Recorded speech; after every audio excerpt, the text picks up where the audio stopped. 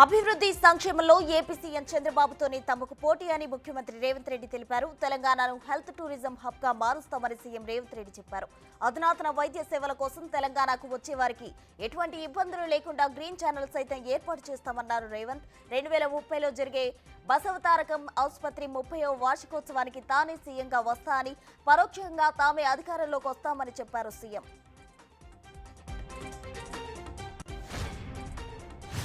లక్షల్లో ఒకరికి మాత్రమే అసెంబ్లీలో అడుగుపెట్టే అవకాశం వస్తుందని చంద్రబాబు అన్నారు. ఆ అవకాశాన్ని వినియోగించుకోవాలని సభ్యులకు సూచించారు. దుర్వినియోగం చేసి వ్యక్తిగత విమర్శలకు, దూషణలకు చేసిన వారికి ఇంటికి పంపిస్తారని అన్నారు. గత అసెంబ్లీలో తన భార్యపై కూడా వైసీపీ నేతలు దూషణలు చేశారని గుర్తు చేశారు.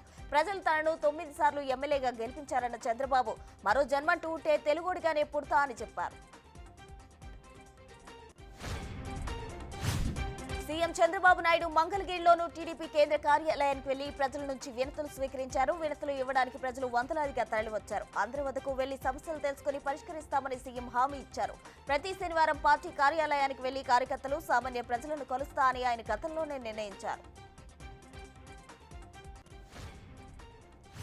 డిప్యూటీ సీఎంగా బాధ్యతలు చేపట్టినప్పటి నుంచి పవన్ కళ్యాణ్ వరుస సమీక్షలతో బిజీగా ఉన్నారు. అసెంబ్లీ సమావేశం అనంతరం తిరిగి వెళ్లే సమయంలో ఆసక్తికర ఘటన చోటు చేసుకుంది. మంగళగిరి జనసేన కేంద్ర కార్యాలయం వద్ద తమ బాధలు చెప్పుకునేందుకు వివిధ ప్రాంతాల నుంచి వచ్చిన బాధితులను చూశారు. వెంటనే కాన్వాయ్ ఆపి ఆఫీస్ ముందు కుర్చీలు వేసి బాధితులతో మాట్లాడి అర్జీలు తీసుకున్నారు. ఓపికగా వారి సమస్యలు విని కొన్ని అర్జీలకు సంబంధించి అప్పటికప్పుడు అధికారులతో ఫోన్లో మాట్లాడారు. మిగిలిన వాటిని వీలైనంత త్వరగా పరిష్కారం చూపుతానని పవన్ హామీ ఇచ్చారు.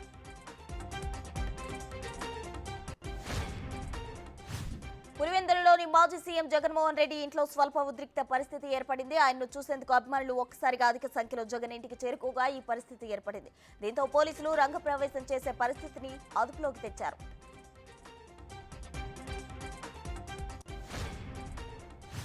ఉప ముఖ్యమంత్రి ఆర్థిక మంత్రి బట్టి విక్రమార్క కేంద్ర బడ్జెట్ సన్నాహక సమావేశం 53వ జీఎస్టీ మండలి సమావేశంలో పాల్గొన్నారు. రాష్ట్ర ప్రయోజనాల దృష్ట్యా బడ్జెట్ సన్నాహక సమావేశంలో చర్చించినట్లు తెలిపారు.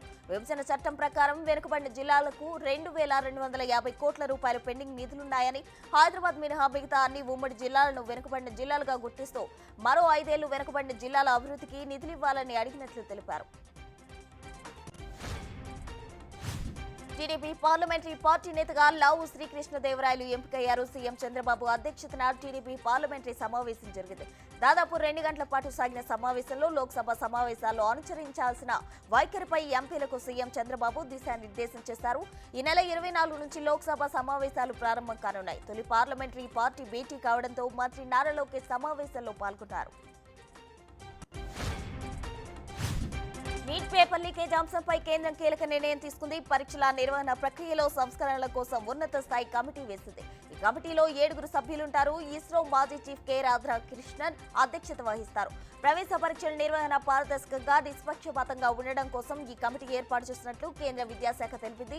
2 నెలల్లోగా ఈ కమిటీ నివేదికను సమర్పిస్తుందని కేంద్రం ప్రకటించింది.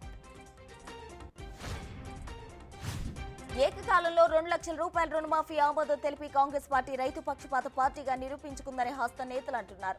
ఆగస్టు 15 అని ప్రకటించినా అంతకు ముందే మాఫీ చేస్తామన్నారు మంత్రి కోమటిరెడ్డి. గతంలో కూడా రైతుల కోసం కాంగ్రెస్ చాలా చేసిందని తెలిపారు. బీజేపీ, బీఆర్ఎస్ పార్టీలు భూస్వాములకు, వ్యాపారవేత్తలకు కొమ్ము కాస్తున్నాయని కాంగ్రెస్ నేతలు మండిపడ్డారు. భారత స్టార్ ఆటగాడు విరాట్ కోహ్లీ మరో ఘనత సాధించాడు. వన్డే, టీ20 వరల్డ్ కప్లలో 3000 రన్స్ కొట్టిన తొలి బ్యాటర్గా కోహ్లీ రికార్డు నెలకొల్పాడు. యాంట్రీగా వేదికగా సూపర్ 8 మ్యాచ్లో బంగ్లాదేశ్ పై 37 రన్స్ చేసిన విరాట్ ఈ మైలురాయికి చేరుకున్నాడు. ఇప్పటి వరకు పోటీ వరల్డ్ కప్ లో కోహ్లీ 32 మ్యాచ్లు ఆడి 1207 రన్స్ బాదాడు. మొత్తంగా రెండింట్లో కలిపి 69 మ్యాచ్ల్లో 3002 పరుగులు సాధించాడు.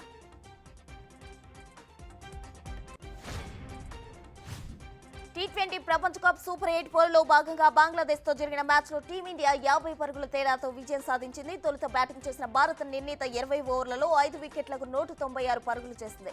లక్ష్య ఛేదనకు దిగిన బంగ్లా నిర్ణీత 20 ఓవర్లలో 8 వికెట్లకు 146 పరుగులు చేసి ఓటమి పాలైంది.